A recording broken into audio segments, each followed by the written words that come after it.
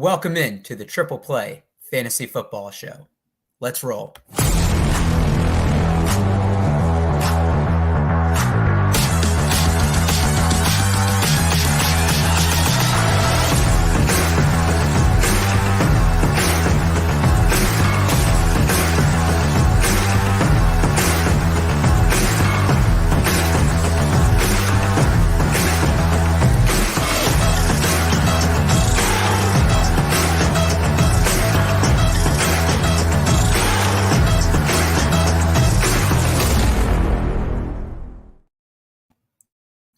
What's going on, everybody? Welcome back. Welcome in to another episode of the Triple Play Fantasy Football Show, brought to you by Fantasy Points Media Group. Fantasy playoffs coming up. Use code TriplePlay22 for 10% off the Fantasy Points website. They call it investing for a reason. Spend money to make money. They got you some of the brightest minds in the industry. The rankings that are going to help you so you're not fiddling around Thursday, Saturday, Sunday morning. But with that being said, D. Mendy gone. Sean not here. It's just me and the Brad Stradamus. Brad, how's it going? That's how we do it, man. It's going to make for a perfect show. Yeah, it's just going to be me and you bantering. Hopefully we get some comments in the YouTube channel. But Brad, the regular season wrapped up. I know you didn't make playoffs in at least one league. How'd you do in the rest of them? Wow. You didn't have to put me on blast like that. Unfortunately, it was like that for all of my leagues. The only league that I made the playoffs in was Scott Fishbowl, funny enough. I had awful injury luck everywhere. Oh, man. You know, that's the thing about fantasy is you can draft a really good team and the injuries just aren't kind to you. And sometimes it's relative to draft position.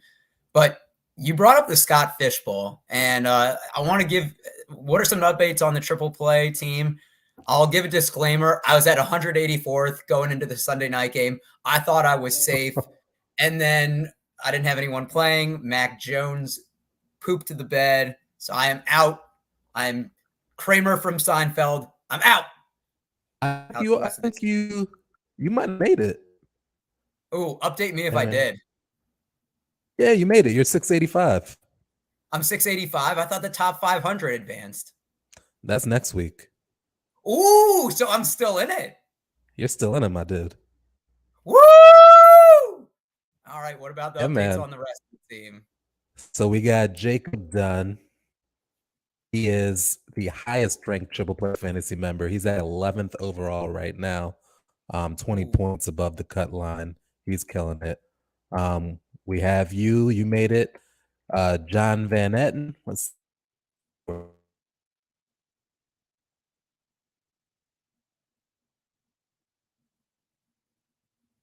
7.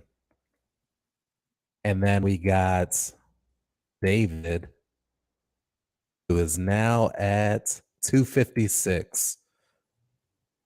Ooh. So we got all our people in it. It's David and Jacob who are really running things right now, but we're still in it. It was rough. I had Kyler Murray and David Carr as my quarterbacks, and Carr got me negative, and Kyler is out for the season now. So I'm gonna have to stream like Mike White and Tyler Huntley or something this week. It's gonna be rough. Tyler Huntley probably isn't playing. We're going third string quarterback, and next week is, as David mentions, a big cut next week from 1,000 to 500 people. Yes, and we were talking about it last week. It's the barometer of success for Triple Play if one of us gets in the semifinals. I think more. So David should get in the semifinals. Jacob should get in the semifinals. And if you or I have a big week, or Johnny, really, if either one of us have a big week, we could all make it. So I think I really like how they're doing it, where, you know, you have the average score for the season and then plus whatever your week was, and then they just shrink it up from there. So I like that strategy where it gives you a little love for having a grab.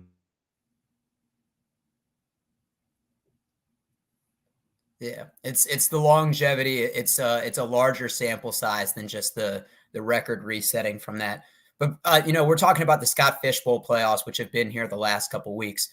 But the regular playoffs are here for most leagues. You know, it's week 15. I think most leagues are the standard weeks 15 to 17.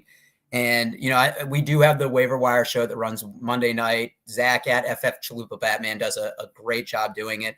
But that was actually before yesterday's games where there's just a slew of injuries. So, Brad, even from yesterday's game and from Sunday's games, who are some guys that you're looking to add this week? So for me, yeah, I mentioned how my Scott Fishbowl went, and it's pretty much I'm looking good everywhere except for quarterback. In a league where incompletions count against you, David Carr really isn't doing much for me. It's Derek Carr. I have to say it. That was your second time. Sorry, Derek Carr, the less handsome Carr brother. But yeah, it's gonna be quarterback for me. I think you look at a guy like Colt McCoy or Anthony Brown, somebody who Colt McCoy, at least he's a veteran in this league. He's gonna get you the ball out quickly. He's gonna get some dink and dunk completions, and then he does have those big play threats and DeAndre Hopkins and Hollywood Brown. And of course Greg Dortch, who constantly wins David money. So I like Colt McCoy a lot. He's had some rough starts in the past with Kyler out earlier this season, but I think with the like dedication him at Denver to this week. I do. Now Denver is a terrible matchup for every quarterback, but I think with Kyler Murray out, they can actually start to tailor the offense towards Colt.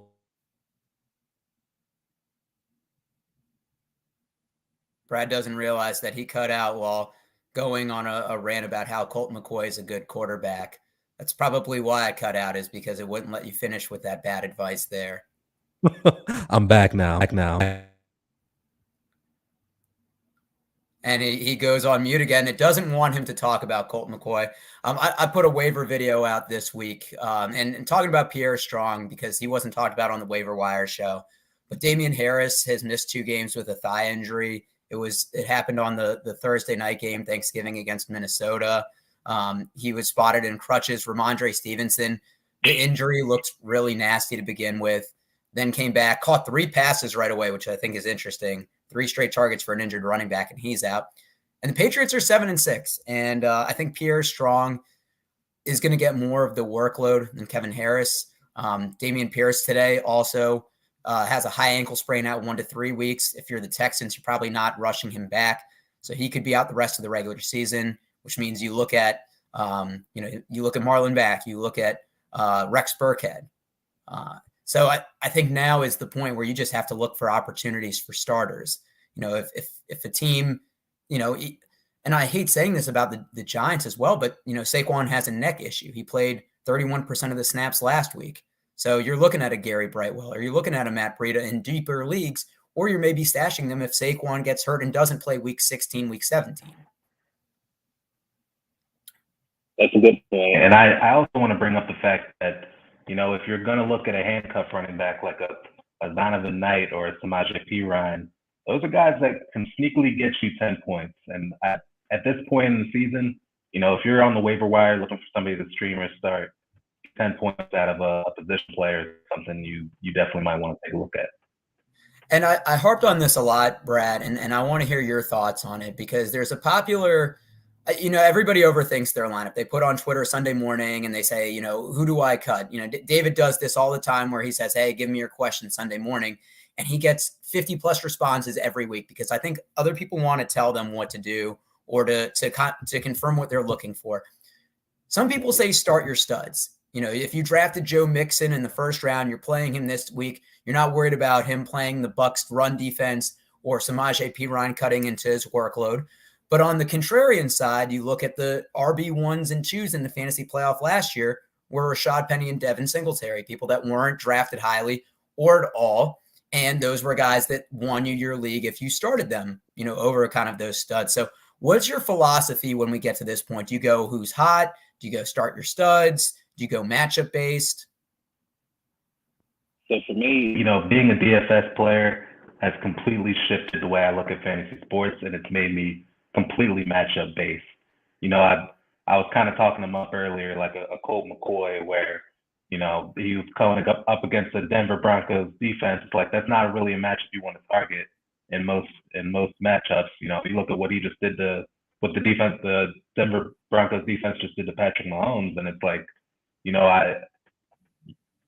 the only time when I would go with a start your studs is if I'm looking at two bad matchups.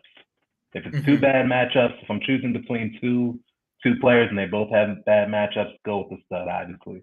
Otherwise, I think you make a great point where it's like there's people that can win you a league, and it's because of who they're playing. Like, your name doesn't get you points; it's your matchup.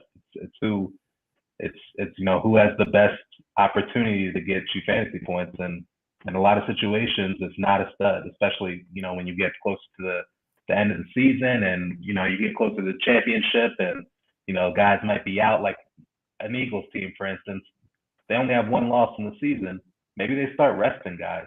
Maybe you're looking at a Kenneth Gainwell or a Boston Scott at running back later in the season if you're in the playoffs still at that point. So it's all about matchups to me, and I think start your studs can get you in some trouble. I wish there was a golden rule for fantasy. I think this is probably the biggest thing that people debate on is what do you do, especially come playoff time? Because, you know, during the regular season, you can have a buffer, you can have winning streaks, and that will buy you a couple bad weeks. But like, you know, you bench the wrong guy and your season's over. And you know, you could have a really bad first round of the playoffs, and then second and third round, your team kills it. And it's like, oh man, why didn't I just do that? I think one of the popular things I've heard of is, you know, if you bench a certain player and he goes off, are you going to be more mad than if you started the other guy? You know, at the end of the day, if you play for fun, if you play for money, if you play for bragging rights, you have to decide exactly, you know, how you're comfortable sleeping at night. So as much as we can give advice and other people can give advice on who to start to sit, I think you got to roll with your gut. I think that's the takeaway that I'd give just in terms of strategy.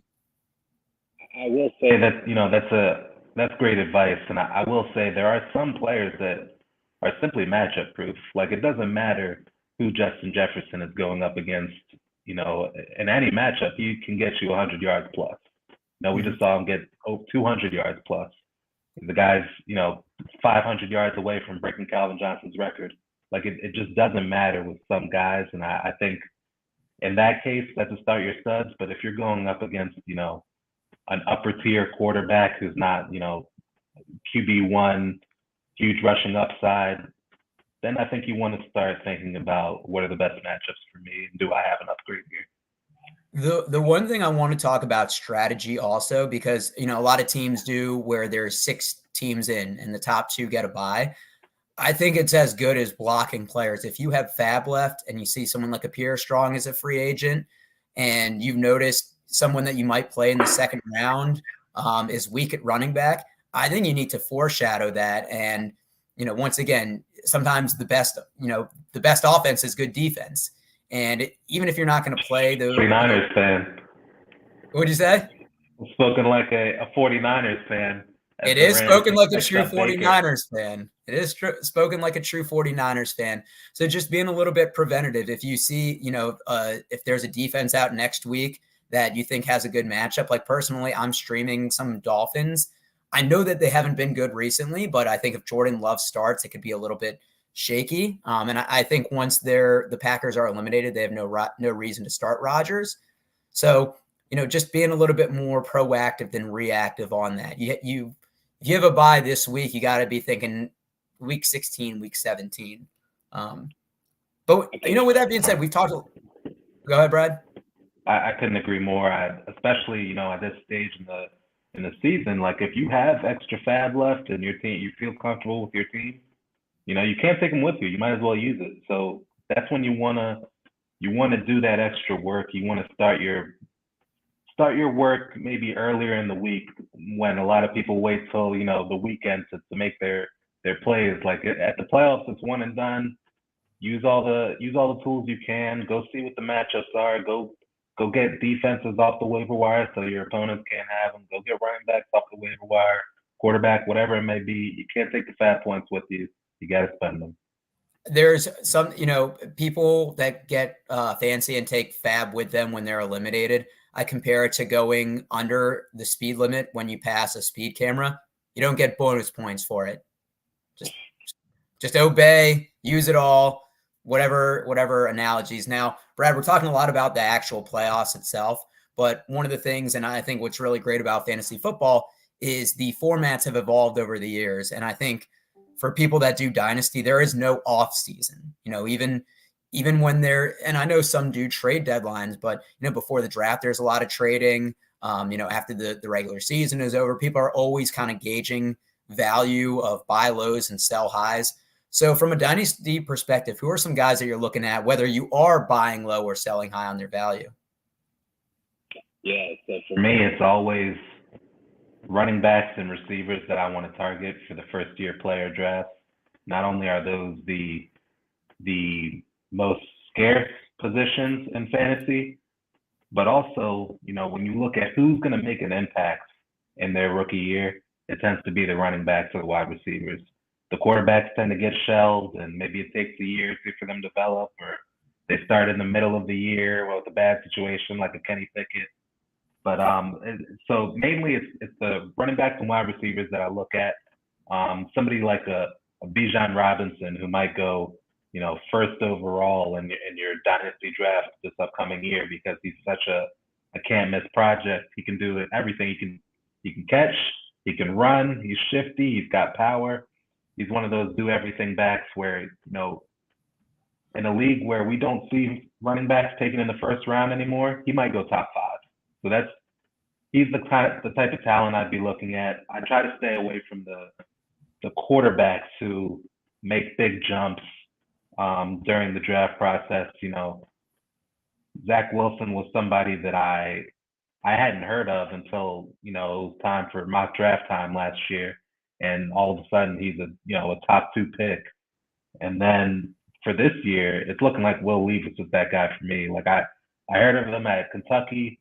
I know he's got talent, but that offense was completely built around Chris Rodriguez in that run game. So for Will Levis to somehow be getting that shine above Chris Rodriguez, it raises alarm bells for me. It makes people just think about, attributes and size and what a player could project to be, as opposed to what we've seen him do.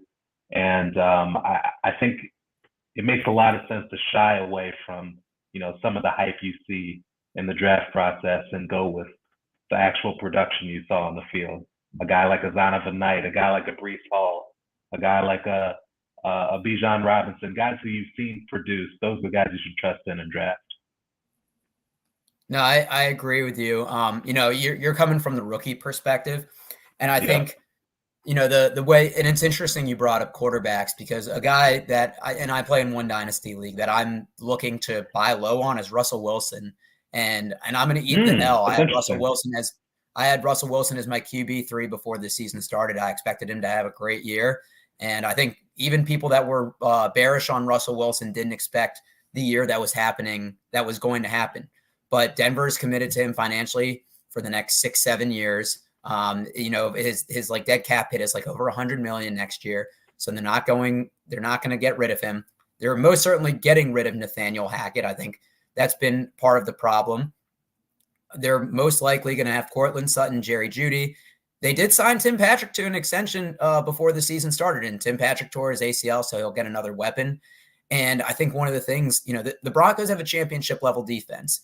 And I know that they don't have their first round pick this year, that they gave it to Seattle. Now it'll be a high pick. That means they'll have a high pick in the following rounds. And I would bet my money that they invest a lot, whether it's free agency, whether it's in the draft, in getting protection for him.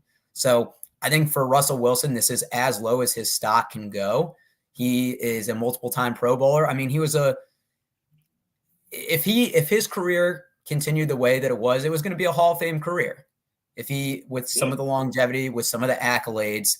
And at 34, quarterbacks can play until their late 30s, their 40s, they're 45 if they're Tom Brady.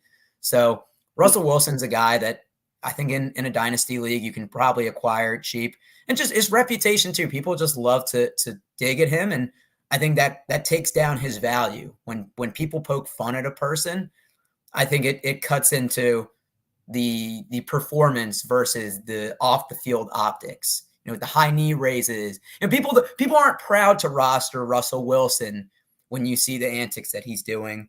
And then from a sell high, I know Saquon is going to be a free agent, and that's another L I'm eating this year. But I think he's had a really good year, and now we're kind of saying towards the later part of the season, his body breaking down.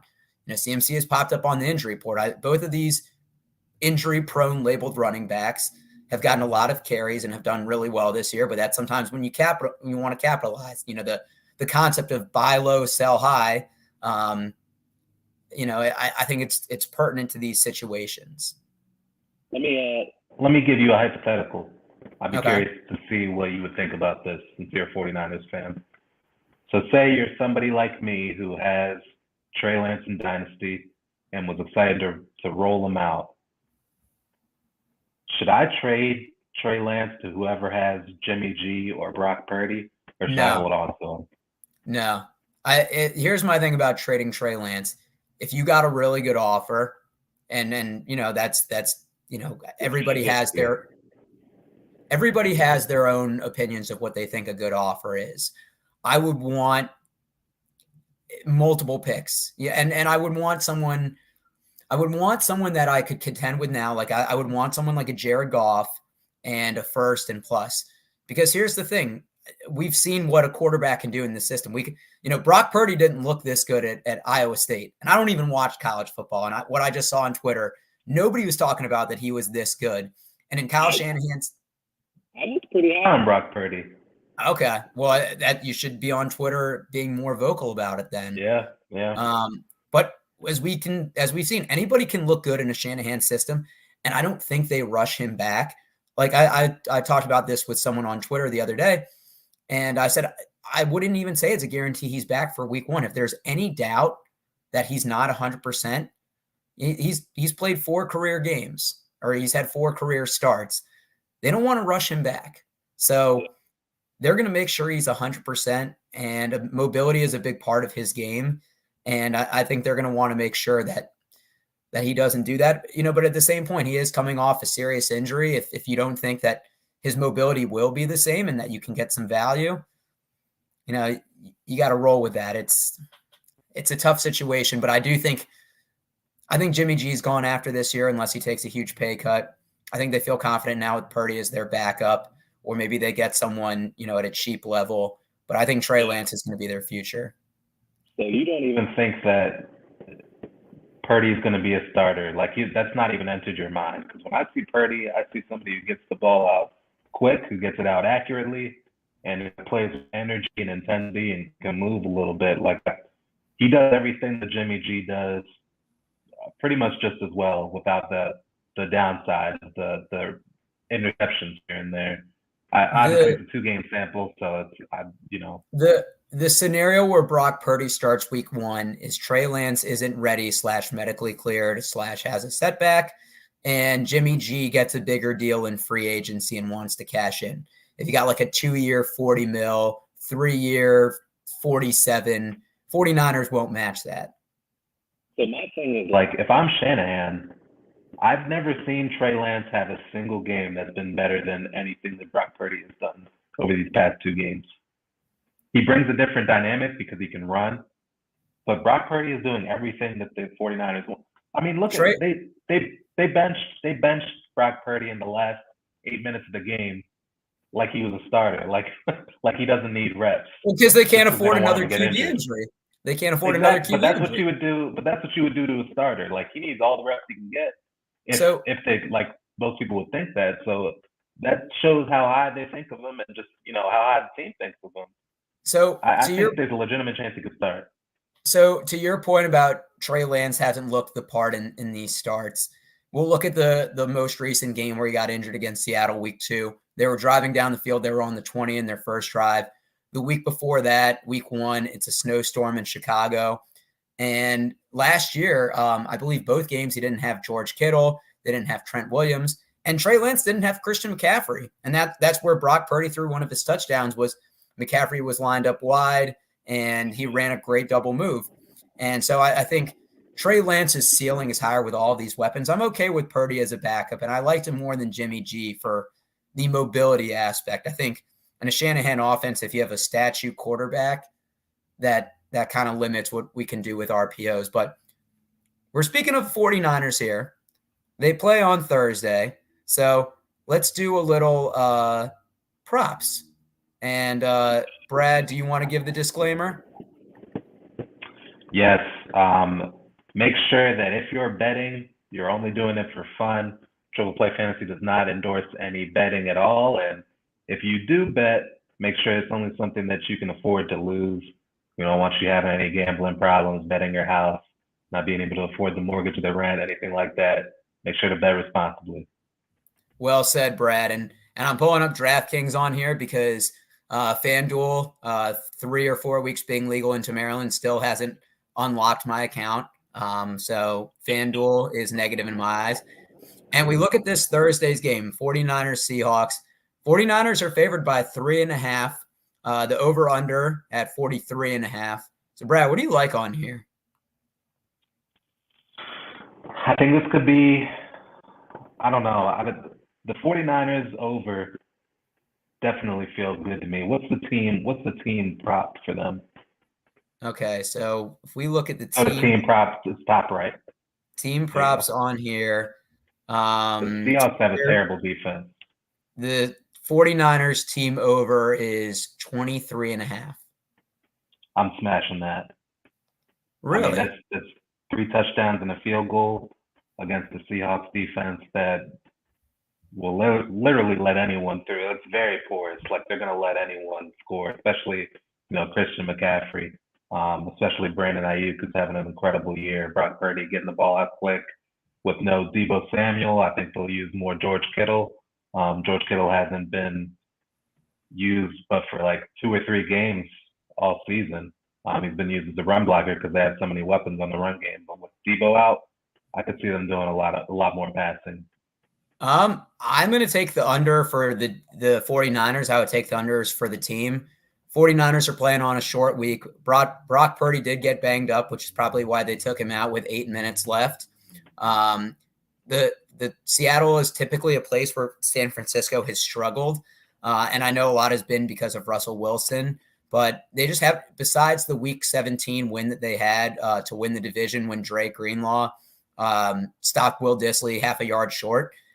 That's, I think, been one of their only wins in the last decade there. And I think there's going to be more film on Brock Purdy. I think that they're going to send him some looks that he hasn't seen. Deebo is out this week also.